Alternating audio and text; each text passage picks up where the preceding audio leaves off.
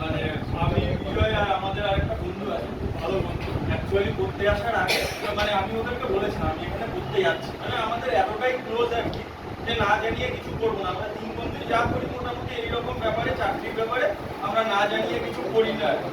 ঠিক আছে, তো ও আর কি হয়েছিল, তো ওরা বললো যে না আসলে ব্যাপারটা হয়েছে এমনই আর কি, ওই সেই ভরপোড়া গরু সিঁদুরে মেঘ দেখলে ডরায়, তুই আগে যা গিয়ে দেখ কি হয়, তারপরে আমরা আর কি যাবো।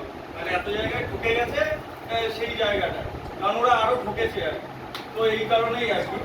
তো কিছু কিছু সময় যেটা হতো যে লাস্টের সময় ওই ডব্লিউবিসিএস এর যে কোশ্চেনগুলো যেগুলো ছিল আর কি, পরীক্ষা যেগুলো নিয়েছিলেন সেগুলো কিছু কোশ্চেন ওদেরকে পাঠিয়েছিলেন। ও ফার্স্ট দিন এখানে পড়তে আসার পরে এখান থেকে বেরিয়ে রাস্তা দিয়ে হালকা একটুখানি গিয়ে ঠিক এই ভাষাটাই বললো, আমি যদি এর কাছে পড়তাম ভাই তাহলে আজকে আমার পিলি নিয়ে টেনশন থাকতো না, আমি পাস করে যেতাম নির্দ্বিধায়। তো এটাই হচ্ছে কি একদিনেই জাস্ট